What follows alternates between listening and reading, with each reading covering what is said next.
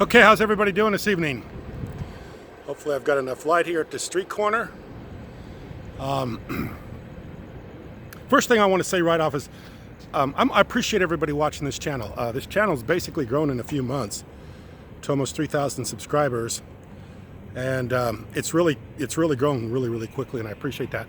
With a high engagement rate, I have a lot of people that are subscribers watch, and I really appreciate it. Thank you for watching this channel. Thank you for listening to me, and thank you for following EOS. I really appreciate that. So I want to say that right up front because I've noticed that the numbers are really climbing. And the other thing I noticed is that more people are starting to disagree with me, which I really enjoy. So anyway, I'm standing right behind this new housing project. Actually, it's a condominium project, or whatever it is. What is this thing? It's a single-story luxury condominium. So if you're interested in a condo, this is the location. Carlsbad Village Drive. No, I'm not on Carlsbad Village Drive. I think I'm on Grand Avenue.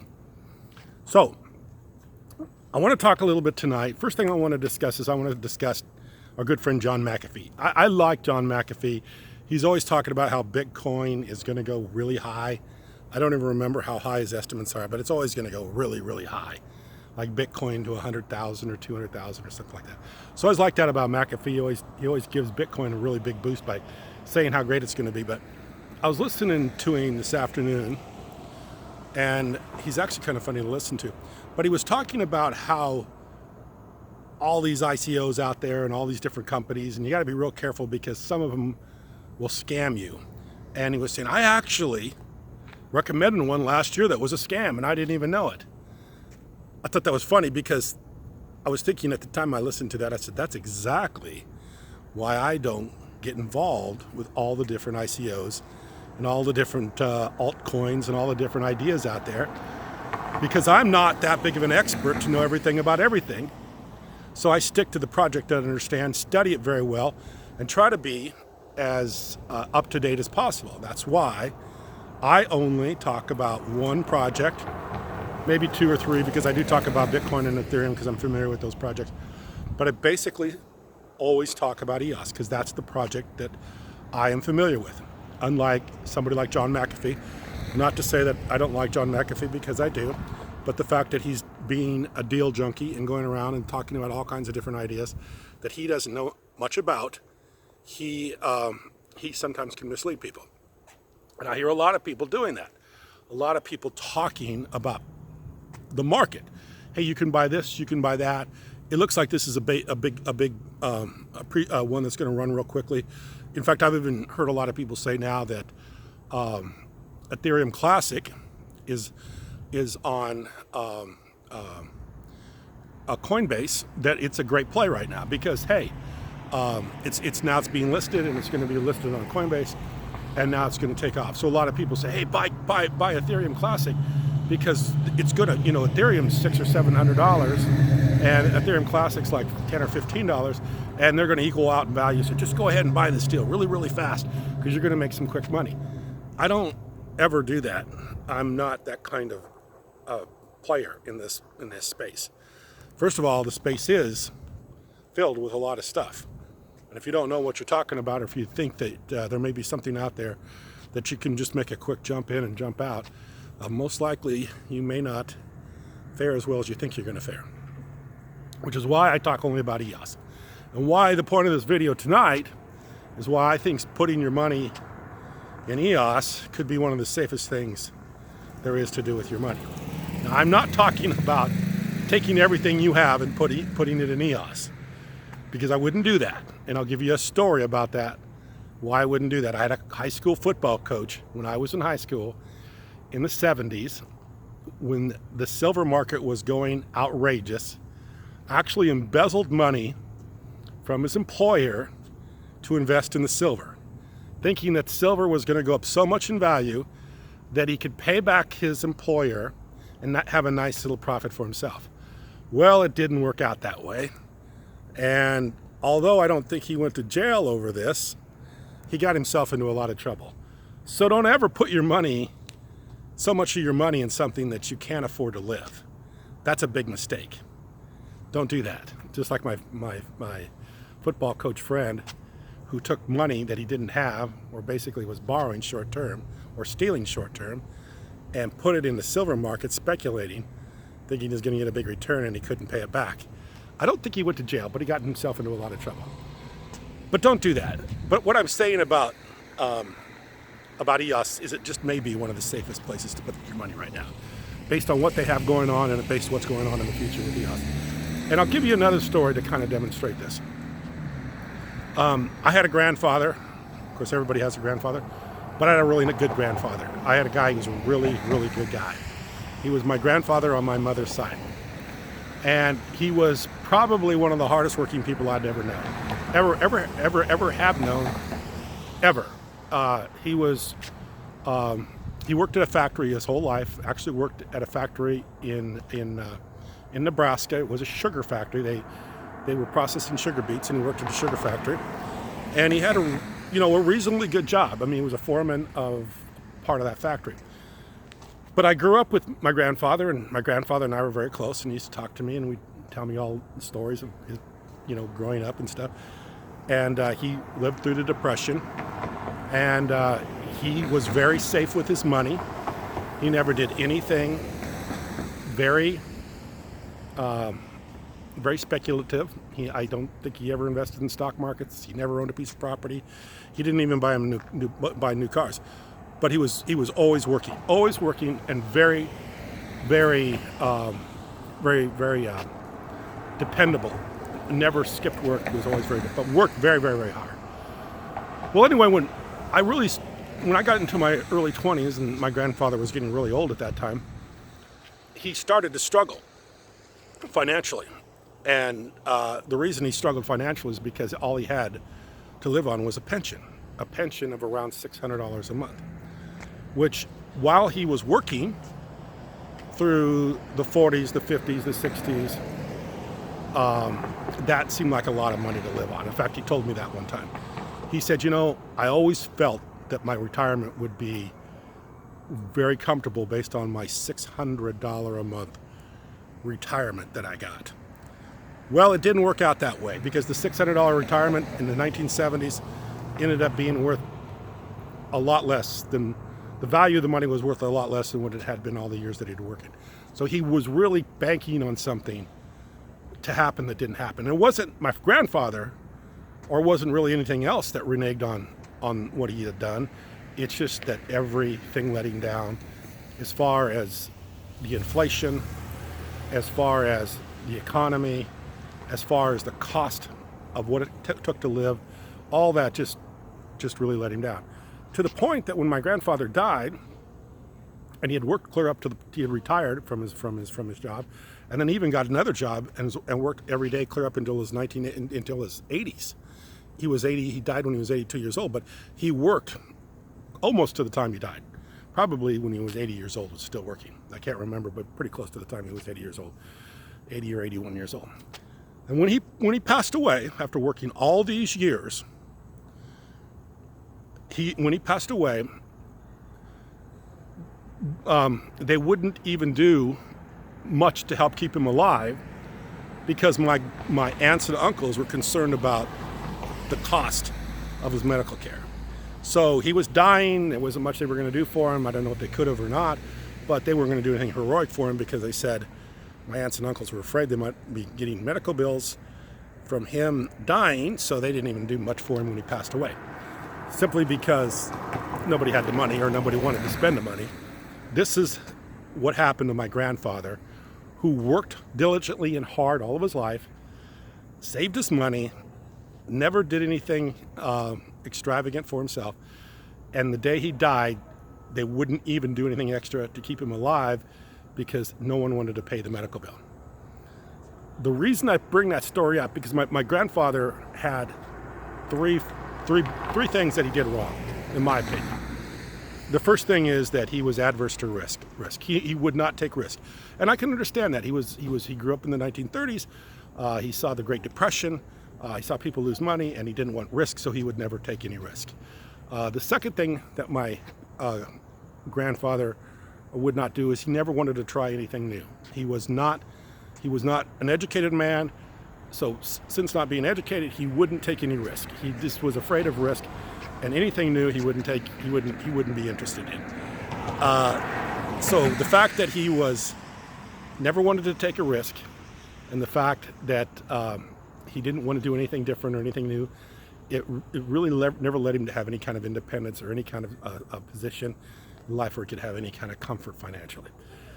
This is why I say that something like EOS is such a great idea. Because I've seen this in my own life with my own grandfather and a number of other people I could probably tell stories about, but how they were always afraid to do something, how they were afraid to take any risk, and how they thought that the status quo, the way things were, just the way things kept going would take care of them, and they wouldn't have to ever worry about things. But they did. They end up, you know, to a point, like I said, at my grandfather's deathbed, they didn't want to spend any money on him because nobody wanted the medical bill. They didn't even know what the medical bill was going to be. But being relatives, they didn't want to get financially burdened for any kind of extra medical care he may have needed or received or could have received, maybe to keep him alive just a very short period of time. I don't know.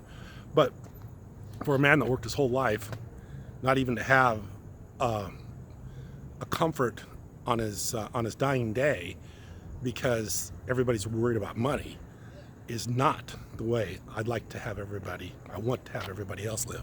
I'd like to have everybody have some level of security and comfort beyond that final day, not knowing how much money you can spend on your medical care.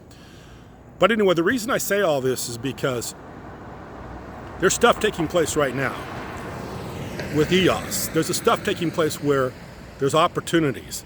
There's stuff taking place where there's things going to be built and things going to be made that are going to be very, very financially lucrative. And the only way you can be involved with something like this is if you can take that risk to do something like that, that you're not adverse to taking some risk. And there's always some risk involved with everything. And this is something I think that if you weigh and balance, the risk to reward is very much weighted in your favor. The risk to reward is very much in your favor. So that's why I recommend ideas and projects like this. And basically for a very low entry fee, for very little bit of money, you can get involved with this. But like I say, don't ever put money in it that you can't afford to not have if you have to live. I mean, obviously you got to live, so you don't put all the money that you have in it, because that would be like my football coach friend. You might be looking at going to jail if you got to take it from your employer, or you got to figure out how to do something different. So anyway, I think EOS is one of the safest places in the world to put your money right now, and I highly recommend it for that. A couple other issues I want to talk about and the reason I'm saying that is because it's a very safe play in my opinion because of what they've built. They built a system right now to where they have governance, they have flexibility, they have opportunity, and they have next generation internet, all taking place at the same time on the same platform. And you have people like Dan Larimer who are thinking these projects out ahead of time and have already probably planned out whatever could possibly happen in the future, because he's already been there and done that with the BitShares and with Steemit and the projects that he's done before. And plus, I think this is the elite platform to be on. You can talk all you want to talk about Ethereum, but Ethereum's never going to be the ultimate platform to build on, simply because developers have to spend money to build on it. A developer has to spend money, buy Ether, to develop on Ethereum. In EOS, you just stake, which you don't spend money, you just have to stake your tokens. That's it. So as far as the two platforms are concerned, until Ethereum can fix that, spending money to develop on, they will never be the equivalent. They'll never even be close to the equal of EOS. Not to mention the fact that EOS has, the parallel chain, the speed, the scalability of which Ethereum will never have. I mean, Vitalik's been working on this a long time. He's been talking about scaling this for a long time, and he keeps coming up with new ideas, but so far he hasn't had anything yet that would be the equivalent of something like EOS, or even close to it. And it's not like I'm knocking Vitalik either, because I know every time I talk negative about Vitalik, I'm not talking negative about Vitalik. A lot of people get mad at me because there's a lot of people like Ethereum. And I like Ethereum. I actually own Ethereum. And I've owned Ethereum for a long time now. Can't remember when I first bought it, but I remember I owned Ethereum for a long time. I own 3 coins. I own Bitcoin, Ethereum, and EOS. People ask me that, and I'm not going to tell you how much, but I own those 3 coins. And I probably will own those forever because I just happen to think those projects are interesting projects and I just enjoy them. So that's the reason I'm involved with them. The other thing I want to talk about a little bit tonight, and I do have some, I wonder, there's a person that put a comment on one of my videos about how I am thinking that people should be able to earn by walking and not doing something of value. I can't remember the person's name, but I appreciate that comment. I had a little bit of a response to it. But I want to address that for a second. Because what they're saying is that not all work, not all activity has some value. Only the activity that's valuable has value. And I can understand what they're saying. What they're saying is, obviously someone that's out taking a walk shouldn't be paid as well as somebody that is doing something like, operating on your child's heart. I mean, obviously somebody that's a skilled surgeon is going to be paid more than somebody taking a walk. But that doesn't mean that somebody that's taking a walk shouldn't be paid in some respects. And I think that's where things need to change.